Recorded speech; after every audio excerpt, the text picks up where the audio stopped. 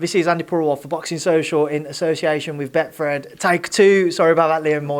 My camera light has just died on me. Up here, Liverpool. How are you doing? How are things going? Yeah, good. Not too bad. Self, good. All good, mate. It's good to catch up. We was obviously just saying there, your return to Liverpool. How does it feel to be able to get back out in the city that you've been born, that you've grew up in? Yeah, obviously it's good just to be back out in general. I thought May and I'm back out. It's not like it's a dead quick turnaround, but it's a quick turnaround for me, and it's a quick turnaround considering the what's been going on in the world, the pandemic, and the little bit of the break from boxing. So I'm buzzing to be back out, and in a fight like this in Liverpool, I'm buzzing. How important is it for you to have been able to get out so quickly, Liam, with regards to just building momentum? I know you didn't have the result you wanted in Russia, regardless of whether you thought you won or not, but just being able to get back out so quickly, how much will that play into your favour? It'll play into my favour massively, and you'll see that October 9th. I think if Fowler and his team looking at me, they should have probably looked at me last time out when I'd had 17 months out the ring. They picked the wrong time to fight me, and I'll show you that. What do you think from their perspective? They'd have looked at you, they'd have looked at the Corbinov fight and thought where your weaknesses are. Do you think they've looked at you and thought you're on the slide, or do you think they've just saw an opportunity here to get a big win on the record? What do you think their perspective is? It's hard to look at it, but obviously they may have watched now and thought maybe I weren't what I was against Corbinov, what I was against other people. But if I'm brutally honest with you, I don't think they looked at me and thought anything. I think they got offered something that they could not say no to. You strip everything back. I think he's thought, 130, and we're going to get offered this money against anyone else within the foreseeable. Probably not. If I beat Smith, then I get big fights and big money next time round. And he's probably, I know the way Eddie works, he's probably offered Anthony good money in a comeback fight, probably more than what he was getting normally. So I just think Eddie's made it into a no-brainer for him that he had to take it. Who's there more pressure on, Liam? Is it on you looking towards world honours, or is it on Anthony stepping up? If he wasn't to be successful, he'd fallen short against two domestic names. I'll be brutally honest, there's more pressure on me, obviously, you know what I mean? I'm not stupid and gullible but that was all took into consideration in taking this fight when Eddie put it to me. But then just strip everything back. If I lose to Fowler, who am I to think I was going on to world honours? Fowler loses to me. You've got to look at the two domestic fights he kind of stepped up against. He's lost. He's fought. He's only beat really foreign fighters, and he's 30 years of age. I think that's what people are forgetting in this fight. There's 2.5 years, 3 years difference in it. There's not even 3 years difference in the fight. Anthony's 16 fights, never set the world alight. I just think it's a good fight all round. Liam, for you, if you're successful, what do you feel you gain from this fight? Because we've spoken again about your world honours and what you want to go on to achieve, but what do you get away from it other than local bragging rights? Well, that's what I mean. Whatever I say, I get stick for and saying, and I get stick saying I'm overlooking them. Shit like that. Like you'll see me preparation. You'll see me performance come October 9th. I haven't overlooked them in no way, shape or form. And you'll see that in the build-up and in the fight night. But again, I've been in boxing a long time, and I'll be really honest with you. Nobody ahead of me is going to look at a paper or look at a report and think, "Wow, Smith beat Fowler." And the only thing I get out of it is bragging rights and a big fight in my city, and whatever money Eddie's offered. I was going to say, obviously, I know this may not have been the fight you wanted, speaking about your ambitions to get back up the rankings, but being back in Liverpool, sold out arena, how much of a buzz does that give you? Big, because of the buzz it gives the city, obviously. I think, it is a big fight for the city. Eddie knew that, and that's why Eddie made it. He knew it'd sell, he knew it'd work. To be fair to Fowler, love him or hate him, he's got people wanting to see him. And that's why the fight was just, it got the attention it did. It sold in no time, and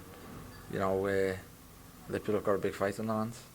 Is this one which just it has to catch fire regardless of what happens? There will be moments when you both stand and trade, and it will be a matter of who can come through that? If that's the way you want to look at it, maybe it'll catch fire by the two styles, but you know, it'll catch fire from my point of view in the way I want it to catch fire. You know, it'll catch fire the way I want it to and I expect it to, not in a way that it's catch fire, wow, anyone can, you know, makes it into a 50-50 fight. I think I'm too clever for Fowler, I think I'm too cute for Fowler, and you know, I fully intend to show that. We spoke the day after the fight was announced, and you said to me, get through those first 3, 4, 5 rounds, and you believe you'll gradually just walk him down and be able to stop him. Now you've gone through the majority of your camp, obviously still a few weeks left. Has your opinion on it changed at all? No, and I don't mean, like, that's what I'm saying, I don't want people, you know, I'm not having a go at you, Andy, but I think you just misinterpreted that there. If I get through the first few as if, like, you know, like what we thought with Crawford was it Barrios when he fought, you know, I don't need to get through anything early doors with Fowler because if he's this horrendous massive puncher. I just mean he's very competitive. He'll be competitive and he'll be switched onto his game plan for 3 or 4, maybe 5. But then soon as he's got a thing, soon as the nervous energy comes into it, and soon as, you know, he's got an alright fighter in front of him who's hitting him back and making him pay for his own mistakes, I think it'll all come closing in on him. And I just think obviously I get better as fights go on, and that's a fact. And I can just see after 5 rounds me taking over in the fight, and that's the way I see it going. Success for you. We've previously spoken about how you was offered the Tszyu fight, but obviously because of travel restrictions and then having to quarantine and what have you, just didn't make sense for yourself. Is that something you'd want to revisit if you were successful against Anthony? Yeah and no. Yeah, because it's a fight that's ahead of me in the rankings now again. It's a fight that'll put me in good stead. I've just had a conversation, you know, a week ago. Not fuming and pissed off with them, but they did offer me the fight, but they offered me the fight in 7 weeks' notice, and I would have had to go to Australia for 5 weeks and quarantine for 2 of them 5 in a house. It just didn't make sense with the rush they offered me. Now I've just seen they put something out that somebody's pulled out of the fight against them in November. They wouldn't move the date back 2 weeks for me, never mind 2 months. They wouldn't move the date from September to November. They wouldn't move the date back from the start of September to the end of September for me. They would not budge on the date. Now all of a sudden they haven't fought September, they plan to fight November. If they'd have offered me November, I'd have bit their hands off. You know, I wouldn't have argued over, you know, I didn't want stupid money. I was happy with everything near enough besides the time frame, and you know, they've lost out on that fight now because they're searching for an opponent. Just moving forwards, obviously you got Callum in the gym as well, getting ready for his bout next weekend against Lenin Castillo. His first fight up at 175. What's it been like to have him back over training here at the Rotunda for yourself to kind of bounce off each other as you're both beginning to peak towards your own fight nights only a couple of weeks apart? Yeah, it's been, you know, boss to have him around, boss to have Buddy around the gym, Buddy's input, you know, Buddy's eye watching over. You can't buy that. You know, for myself included, you've just seen him sitting at the ring then, watching the pads there. You can't buy that, but to have him and Callum around the gym same time as me training alongside has been brilliant. And obviously, you know, Buddy's had his little input with the kids. He comes to the kids show, he's coming to the kids club show here tomorrow. They've just been boss, and it's been boss to see, you know, the lads in this gym who have followed us all over the world for years but don't see the insight of a camp. They've been around all our camp now, they've seen Callum, you know, sparring, and I'm sure you'll speak to him about them things, but Callum's been on fire sparring, and I'm looking forward to seeing him at 175 next week. Just having Buddy around, obviously you're working with your amateur coaches, was there any interest in yourself doing something with Buddy or linking up as a training perspective? He obviously used to train Paul, now he's with Callum. Did you look at that yourself? Yeah, I did, and you know, never say never going forward. You know, I agreed with Declan that it's only fair I give them a full camp. You know, it was a little bit rushed for the Russia thing, and you know, it was no fault of Declan and Joseph. The decision didn't go our way. Now, obviously, I've had a full camp this time, and I fully intend on coming through. Then, you know, whether we have a conversation and we bring Buddy involved and Buddy in with us next time round going forward, you know, we'll see. Never say never, but yeah, it was spoke about. Yeah. Just with Callum as well, what has he learned? What can people expect to see from him next weekend? I've been massively impressed with him. Massively, honest to God, like I'm proper excited to see him next week at 175, and you know, he was a huge super middle, and just towards the end started taking a little bit out of him. He'll be a huge light heavyweight as well, and I just think waiting to see him back at light heavy next week, and you know, he'll make moves at 175 definitely. I'm looking forward to it.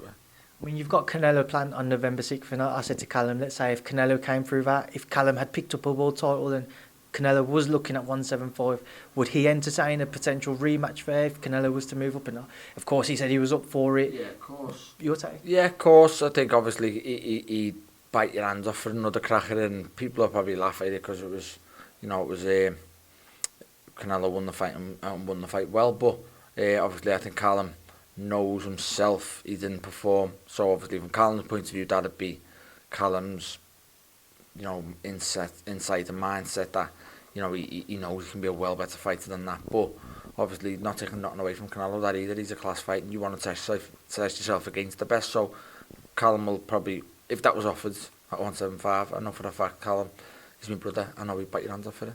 Just a few thoughts I want to get your thoughts on before I do let you go. Obviously, we mentioned Canelo there. Canelo plan November 6th. What's your take? Canelo wins. I just think he's you know, until he goes to 175, maybe that's a step too far. You know, but even that they probably, I can't really see anyone beating 175 at the moment. Obviously they say Berbatiev, or whatever his name, Beterbiev. But you know, he's limited but solid. I just think Canelo beats Plant, definitely. Yeah. AJ-Usyk, obviously the card which your brother is boxing on. You know what, I'm interested in that one because I'm interested to see. I think if Joshua tries to box him, I think it's a good fight. I think if he puts it right on Usyk, then the size and that might play a factor in it. But I hope he puts it right on Usyk and brings the nasty side out in Joshua. If he tries to box Usyk, I think plays into Usyk's hands. So I'm interested in it. And one which I'm sure everybody is going to look forwards to, Crawford Porter. What's your take on that? Crawford, I think he's just too good. Especially for most of them welterweights now, he's too good. He's going to be very hard to beat. He can do the same orthodox as he can southpaw. And then just a final thing, obviously last weekend we saw kind of a sad ending for Evander Holyfield, a first round stoppage defeat. I just wanted to get your thoughts on seeing him go out like that. I didn't watch it, to be honest with you, mate. I've seen a little clip on the thing. I had no intentions of watching something like that. You know, it's bad enough. You know, I didn't do the week. I woke up in the morning and put Jake Paul and Tyrone Woodley on, and I got slaughtered by my missus saying, "You woke me up to watch YouTubers. You've kept me awake to watch YouTubers." But I was never ever watching a 58-year-old Evander Holyfield. No. Right, Liam, we will leave it there then. I'll leave you to enjoy the rest of your day. Best of luck with the last couple of weeks of camp, and thank you for speaking to me as always. Thanks a lot, mate. Nice one.